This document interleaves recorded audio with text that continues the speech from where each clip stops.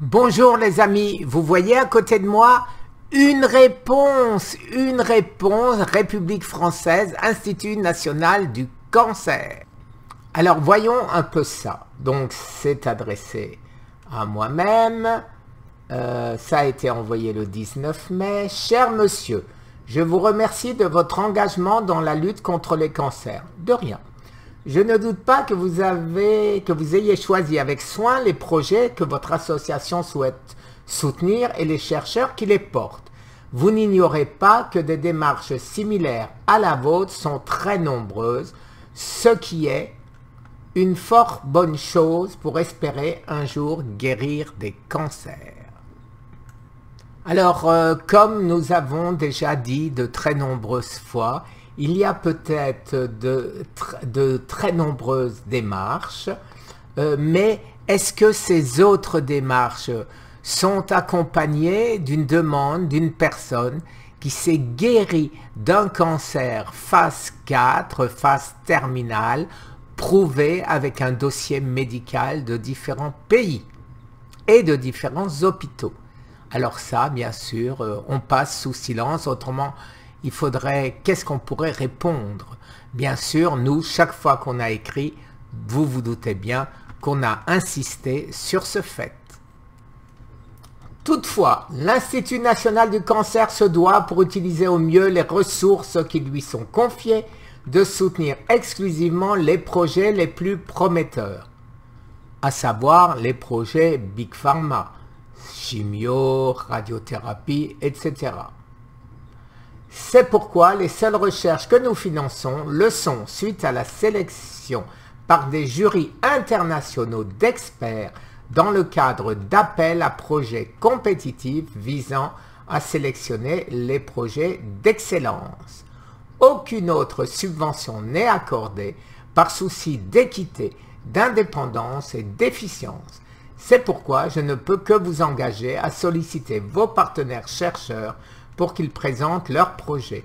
L'ensemble des appels à projets sont disponibles sur le site internet de l'Institut ecancer.fr. Alors vous vous doutez bien que ces demandes, on les a déjà faites plusieurs fois, donc je ne pouvais pas prouver que j'étais guéri, maintenant je peux prouver que je suis guéri, et ben donc on va recommencer à la faire une xème fois. Que de temps perdu pour les gens qui meurent tous les jours du cancer. C'est vraiment malheureux et je ne comprends pas cet aveuglement, je ne le comprends pas. Alors voilà le site République française, Institut national du appel à projet. Donc on va remplir tout ceci.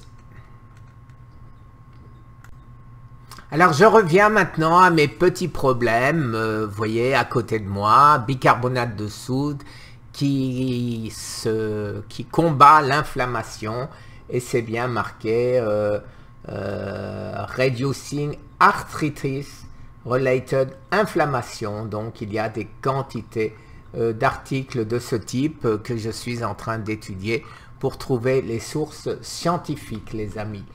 Alors en plus la FDA a approuvé un traitement pour fréquent pipi la nuit, donc ils appellent ça overproduction of urine. Je ne suis pas sûr que ce soit ça du tout. Je pense que c'est plutôt ma vessie qui ne se vide pas suffisamment, puisque je ne fais pas de gros pipi toute la nuit. Donc l'overproduction, je ne pense pas que ce soit le cas.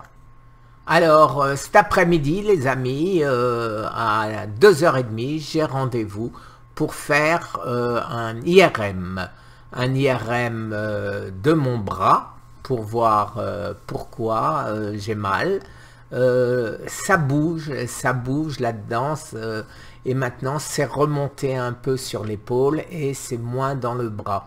L'IRM de l'épaule, je l'ai déjà. Bon, j'aurai quand même l'IRM du bras. On verra si j'ai quelque chose.